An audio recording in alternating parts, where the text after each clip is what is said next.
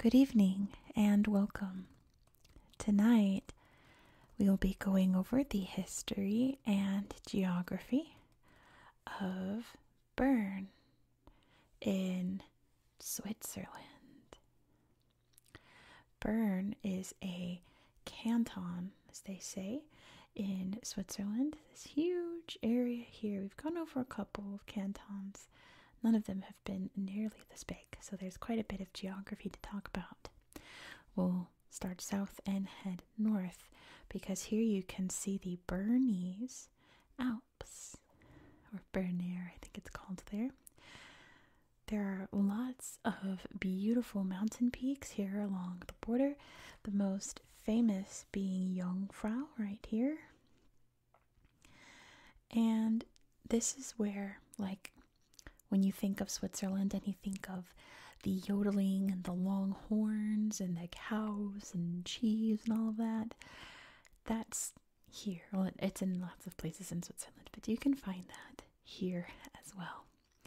In these mountains, all of the beautiful valleys full of flowers and snow-peaked mountains, things like that. That's just true Switzerland, as I imagine it. Yodelee-hoo and all of that. Down here there are some pretty popular ski resorts, probably the most popular Gstaad right here. There's Interlaken over here by these glacial lakes. Grindelwald over here. There's quite a bunch. In the middle here we have the Mittelland, or the Bernese Midlands. Running along here is the Aar River. I'm trying to see if there's... Surely, oh, here we go. The Aar River right there.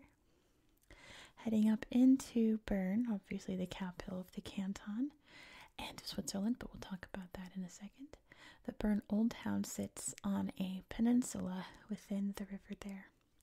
And we'll talk more about that in a second as well, because it's a UNESCO site. Then as we head farther north, we hit the Jura Mountains. Coming through this area here, this is the Lake District, it's called up here. You can see Biel or Bien, depending on if you speak French or German, which is famous for its watches. That's where they make swatch, which for me, at one point in the 90s when I was a little girl, there was 1 year where swatches were the hottest thing. And I got a swatch, I think, for Christmas that year, and I was so excited to wear my swatch. And then they very abruptly became not a thing. But that's where they are made, there in Biel. And let me check my notes, make sure I got all the geography I wanted to talk about. Yeah, Jungfrau, Jura Mountains, the highlands up here. Yep. So, the capital of Switzerland, right? Because technically Switzerland does not have a capital city like most other places in the world have capital cities. Switzerland is a confederation of cantons. It's just they needed a place to pass the laws that would cover all the cantons, so they built it here in Bern. So it is the legislative capital, I think they call it, but it isn't the capital city or anything like that. Switzerland is always the exception when it comes to a lot of things, and that's one of them. They don't have an actual capital city per se. And like I said, the Old Town is a UNESCO World Heritage Site. So let me grab my tablet and we'll read about the old city of Bern. Oh gosh, hope you can see. I adjusted the brightness. I hope you can see it. Now you can't read my tablet because it's too bright. There we go. It says, founded in the 12th century on a hillside surrounded by the Aar River, Bern developed over the centuries in line with an exceptionally coherent planning concept. The buildings in the old city, dating from a variety of periods, include 15th century arcades and 16th century fountains. Most of the medieval town was restored in the 18th century, but it has retained its original character. Let me see if I put it down. Will we be able to look at the pictures, or will it be too bright? Yeah, oh, there's a flaw in my plan turning up the brightness on my phone. Now you can't see my tablet, but here you can see the peninsula where the old city is located. The bridges there. Beautiful cathedrals, churches, lots of cool statues and fountains, and a pretty little typical road there. But we'll talk more about this place when we go to Google Earth later in the video. There is technically another UNESCO site in Bern Canton. We talked about it when we covered Bavaria and Baden-Württemberg and maybe some other areas around here. It's the prehistoric pile dwellings around the Alps. I'm just going to put this down here and read, and hopefully you can see. You can kind of see, I think. At least in my viewfinder you can kind of see. I hope you can read it. But I've read this before. I'm just going to read it again because this location is very predominant in Bern. Not so much in the other places where I already read about it. Very predominant here, so let's read. It says, this serial property of 111 small individual sites encompasses the remains of prehistoric pile-dwelling or stilt house settlements in and around the Alps, built from around 5000 to 500 BCE on the edges of lakes, rivers, and wetlands. Excavations, only conducted in some of the sites, have yielded evidence that provides insight into life in prehistoric times during the Neolithic and Bronze Age in Alpine Europe and the way communities interacted with their environment. 56 of the sites are located in Switzerland. The settlements are a unique group of exceptionally well-preserved and culturally rich archaeological sites, which constitute one of the most important sources for the study of early agrarian societies in the region. And there's only one picture here, but it's pretty old. There's that underwater. You can see the little pile sticking up. And here it is above water. The former stilts of houses, and there's a recreated one right here. Yeah, these are pretty predominant in Bern Canton. So that's pretty neat. I'll show you on the map where these are typically located, and that would be mostly like around up here in the foothills of the Jura Mountains in the highlands, and like it said, around the rivers and lakes, around the shoreline, because they were stilt houses, which usually means there's water underneath, perfect for plumbing, things like that. So that brings us right into history, because those would have been the earliest settlements here, but most likely there are also some Celtic groups as well, but the most famous of these ancient groups were the Helvetii, or the Helvetic peoples, which is gonna come back in history in a minute. Just wait. The Romans conquered them in the year 58 BCE, and around the regions that they lived in, which was mainly, again, around the Jura Mountains in the highlands up here, the Romans had them build in the Roman style, building roads, building villas, baths, things like that. But this area never really picked up like other parts of Europe here around the Alps. Not until the year 1191, when Ludwig V of the House of Zachingen built an outpost right here, since it was between the regions of the Alemanni people, aka Germanic peoples, and the Burgundians of Burgundy, aka Southern French people. A good outpost right there. It was named Bern, which in Switzerland they would say Bern, just to have this bit make it a little bit more sense. He wanted to name his outpost, legend says, he wanted to name his outpost after the first animal he came across, and that was a bear. It's Bern. Or the legend is, he went out hunting and said, the first animal that I kill on the hunt we'll name the settlement after, and it was a bear, hence Bern. No one's quite sure about the legend, but it was something like that. The House of Zachingen that ruled over this area ended abruptly in 1218. The last ruler died without an heir, and Bern just became an imperial free city. Kind of a precursor to what's about to happen in Switzerland, because it wasn't long after that, in the 1300s, that the people here were like, what if we just did it ourselves? What if we didn't have all of these royal families and Holy Roman empires telling us who's what and what's who? What if we just did things ourselves? And they started fighting back and making their own land. And that was the start of the Swiss Confederacy, in a very small nutshell.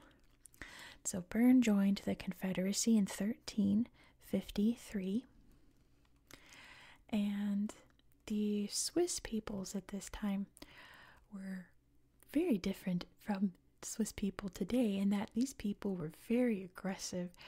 They were ready to fight. They were ready to go. They would throw hands at a moment's notice. They were beating up their neighbors in a big way, in a surprising way. Bern was no exception, except they went a little too far and started conquering other cantons. So you can see that Bern Canton today is pretty large compared to some of the others we talked about, like Aargau. I just blanked on the others. Basel, all of that. Appenzell. Anyway, we talked about a couple already. They decided to just start conquering, like I said. So they were already pretty big, but they were even bigger back then. They were pretty much this whole area here. Like most of Switzerland today, they wound up just invading and conquering. They're pretty powerful. In the year 1405, Bern burned down, which is a funny pun, but not funny at the time, obviously not funny at the time. The city burned down, and so they rebuilt it out of sandstone. So when we take a look at it on Google Earth, you'll notice that everything is kind of like brown, almost like terracotta in a way, and that's to prevent any further fires and destruction. We're going to jump ahead in history to 1798, when Napoleon enters the picture. Napoleon conquers the region. He renames it the Helvetic Republic. Bern Canton at that time was ruled by a patrician government, royal, like regal rich families, and then the plebeians, the poor people below them. Napoleon is like, no, you're a republic now. Let's do things this way. And the Helvetic Republic lasted until the downfall of Napoleon. So in 1815, Bern tried to go back to their old ways, but I guess it was too late, and it failed by the year 1831. Pretty much creating the government that we know today, and by 1848, Bern was chosen to be the legislative political center, aka the capital, of the Swiss Confederation. They built the government building, the Bundeshaus, in 1851, and of course we'll take a look at that on Google Earth as well. Now, by this time, the Swiss were not at all like they were at the beginning. Now Switzerland enters a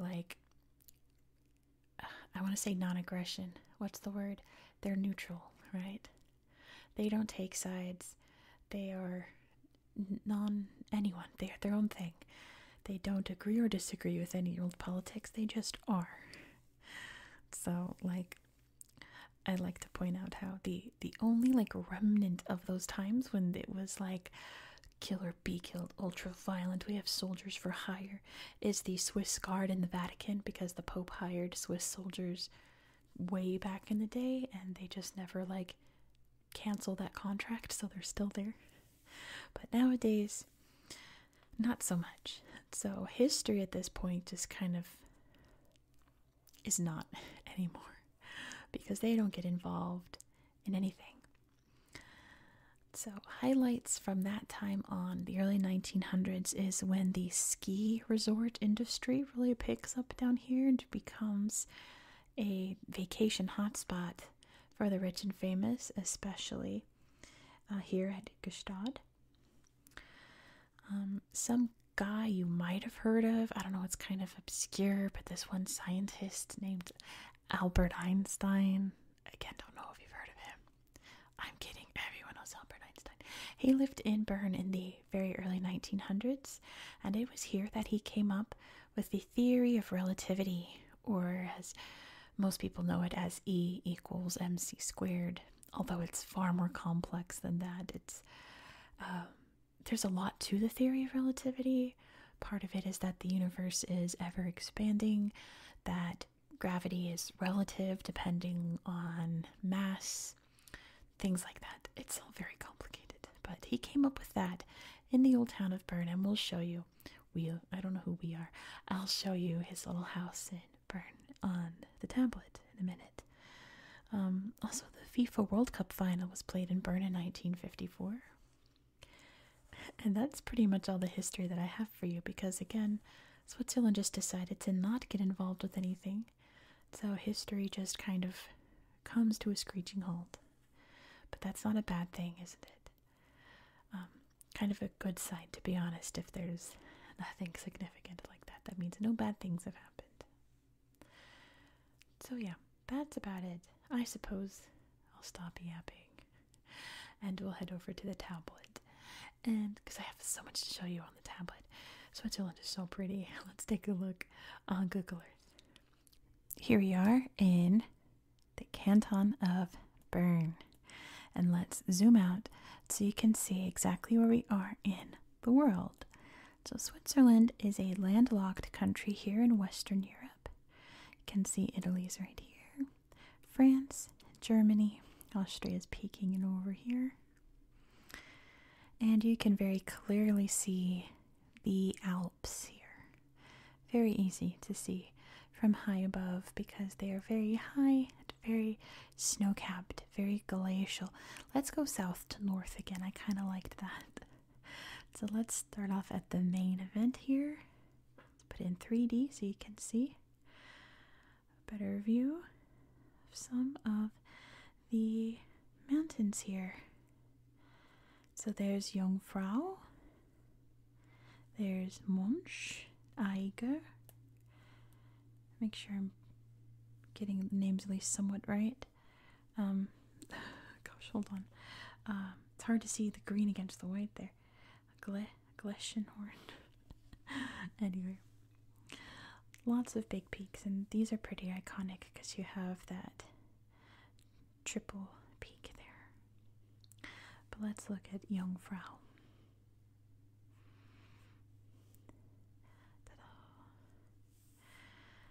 Look at these ice formations. That's beautiful. There's a big tunnel all the way through, so you can come out the end and explore the mountain. Here it is in the not cold times, not winter. There it is in winter, the Swiss flag right there. Hoisting it up. A little scene there. Little lonely goat herd. Lay, odelay, odelay, hoo. The train going through. It is beautiful here. Wow. Little museum. That's cool. Look at the clouds below. The little observation tower up there, probably for like weather, maybe some space stuff. There's an ice piano. You don't see that every day. And yeah, there are beautiful slideshows for all of these mountains. You can see Dolderhorn, that's a great name. We're not going to look at them all today because there's lots of other things to look at.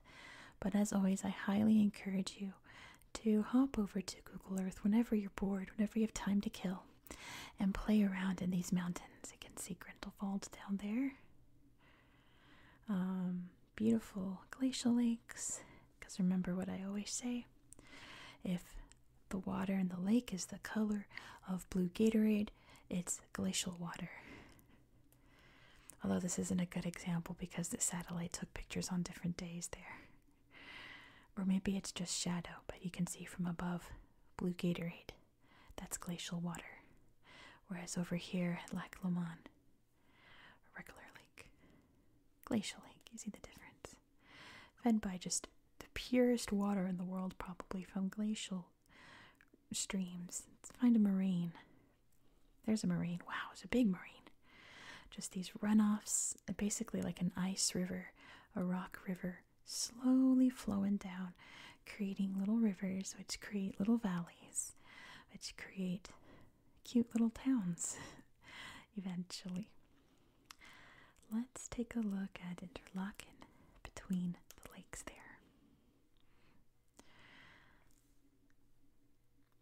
So pretty. Old little town. Very, very Swiss looking. Look at the mountains in the background. Very like Swiss chateau style, isn't it? Very nice. There's also I went too far. I want to show you wow,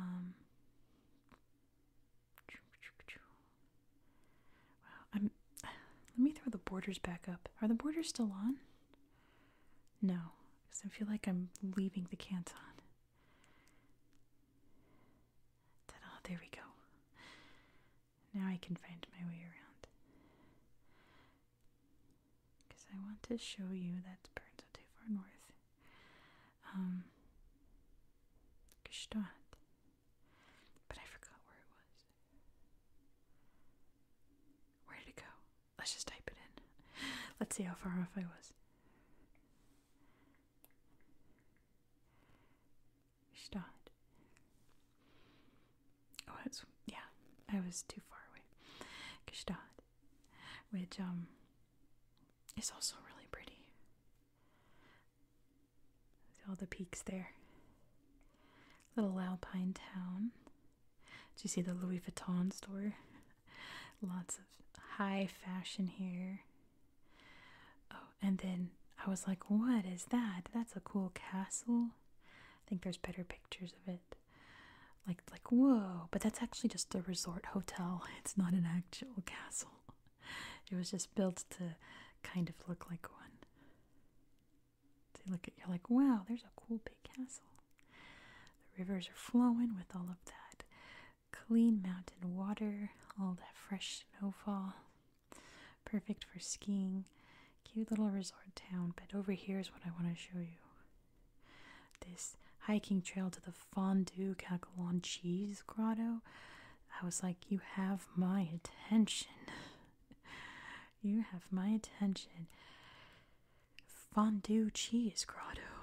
Where there's little pods there for you to just sit in and eat fondue. Which if you don't know, they're telling you how to behave here in fondue land. Get me there now. Fondue is just melted cheese and you dip like bread or what have you into the fondue. There's a little pot there you melt the cheese. There you go. And you just dip your dippings into the cheese like this guy is about to do. And you go hiking to these little fondue pods. Yeah.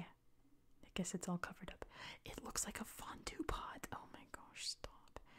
I want to go there so bad. I'm not a skier. I can't handle anything where there's something strapped to my foot, like ice skates or roller skates. Skis I would not be able to handle at all. But I would be there for the cheese grotto. Sign me up, please.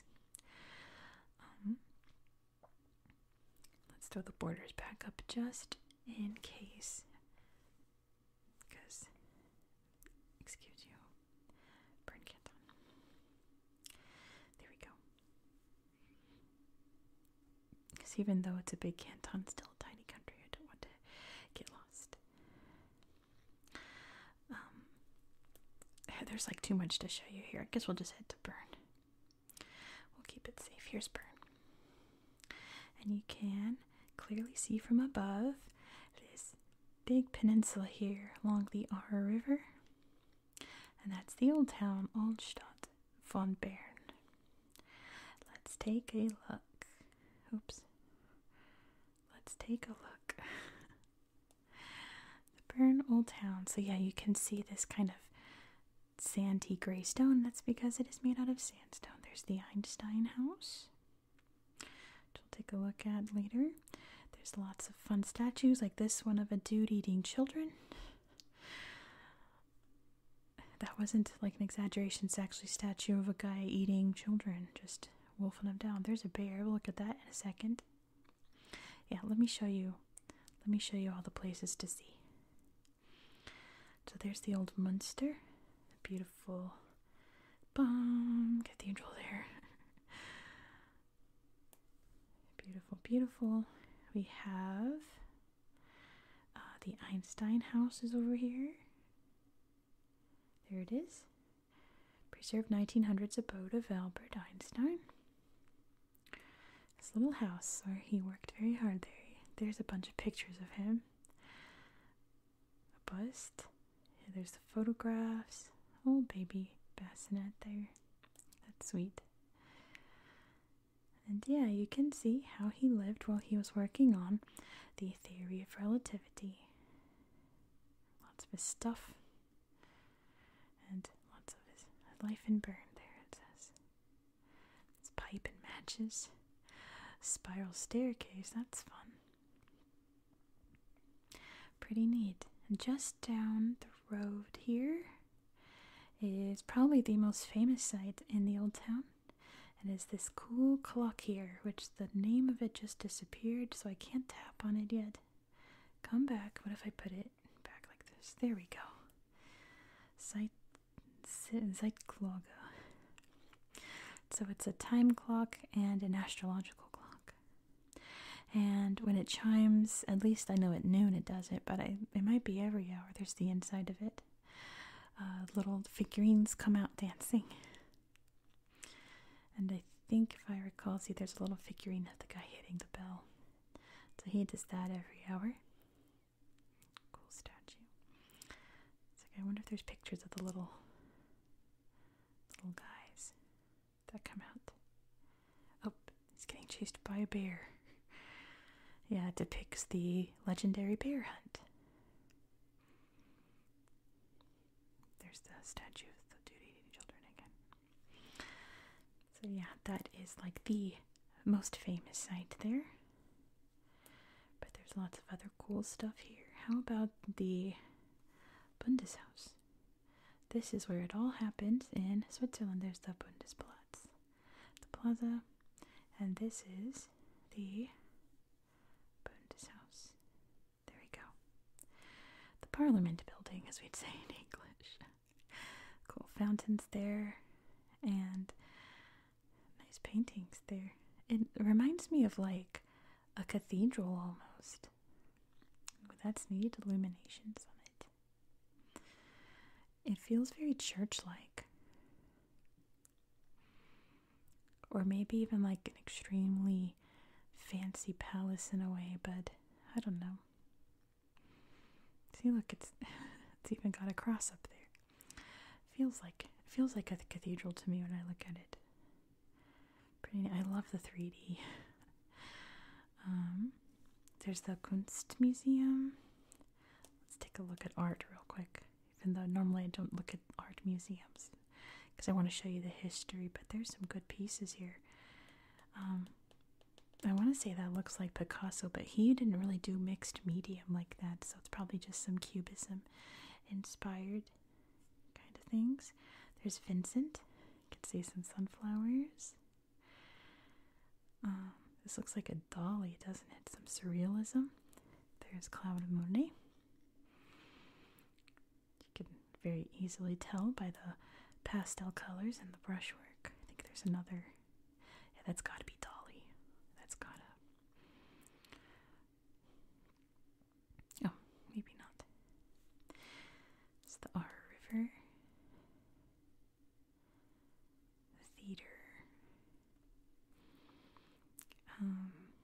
there's another art museum just over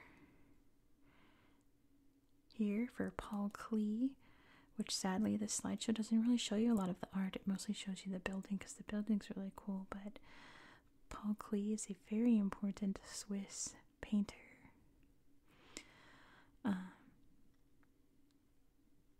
Yes, it's mostly. I want to show you his art, but I guess you could Google that. Paul Klee is pretty neat. All right, let's look at the main event.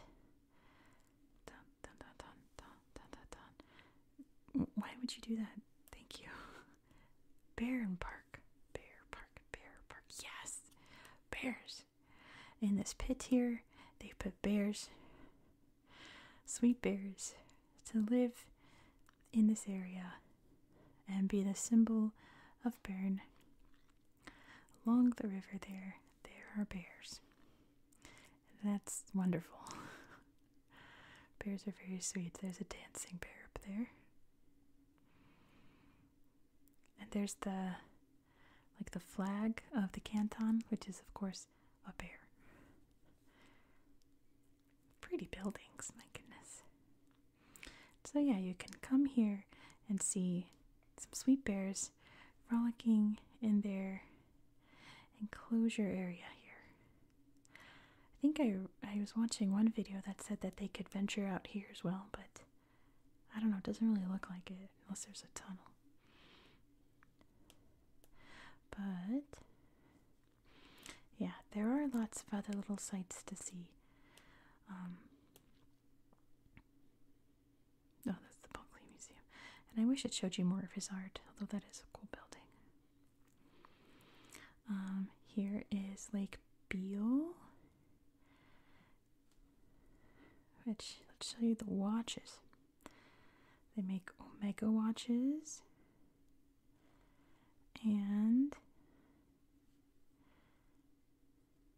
show you this weird building once it renders. It looks like a big snake.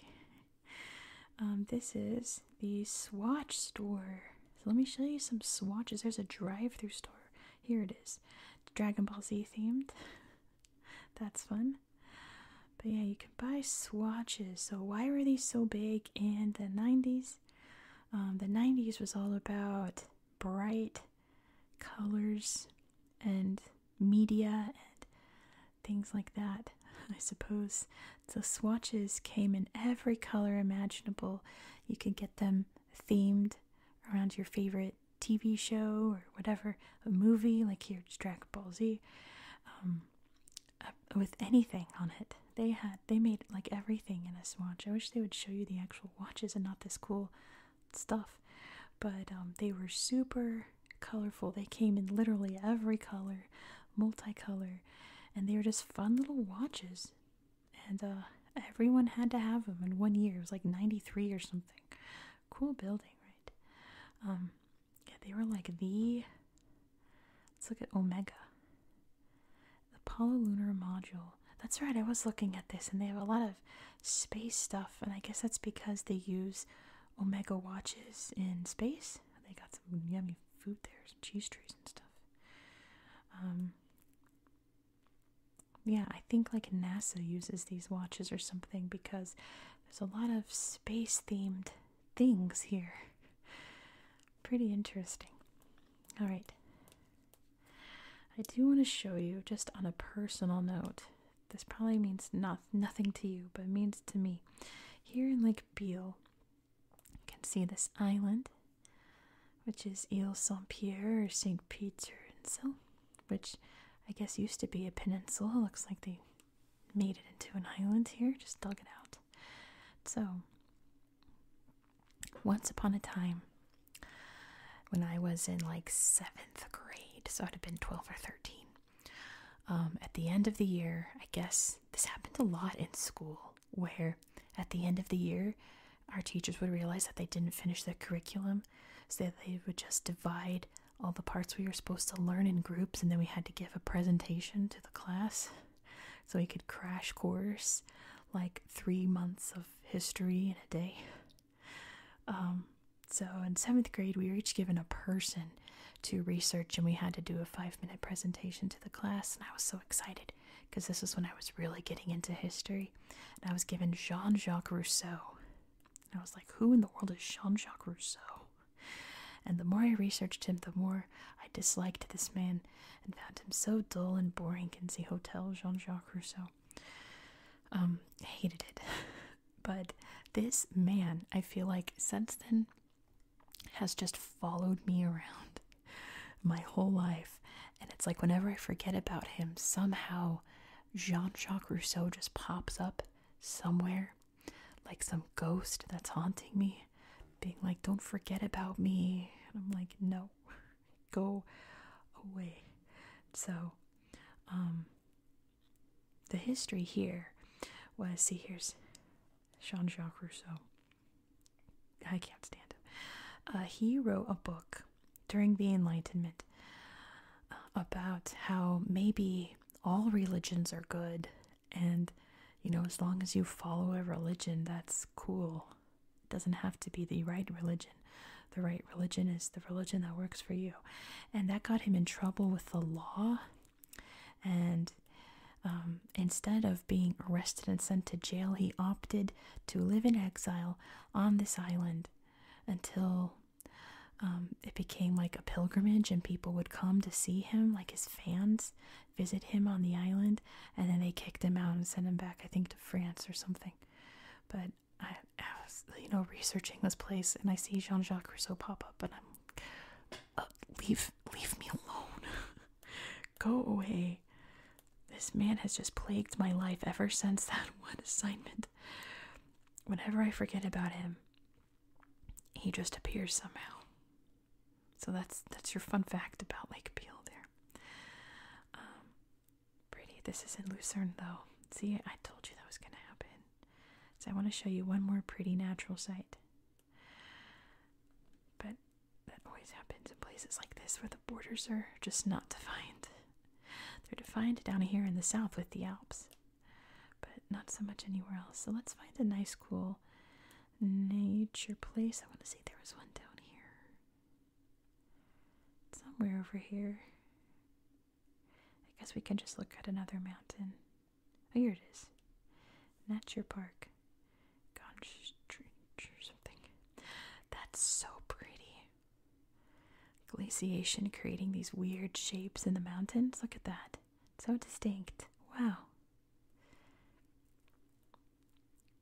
It's so pretty here, but I'm going to end the video here before I rant any more about Jean-Jacques Rousseau. So thank you all so much for watching.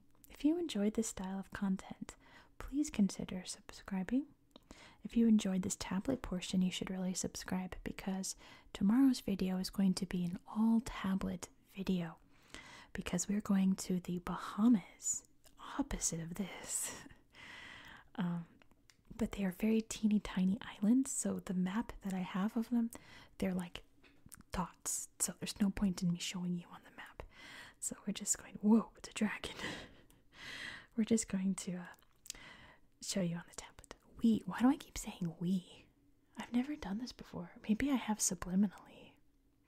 I will show you. This is a one-person project. I will show you. If you enjoyed this video, learned any cool facts, be sure to give it a thumbs up. Give me a thumbs up for my very squeaky chair.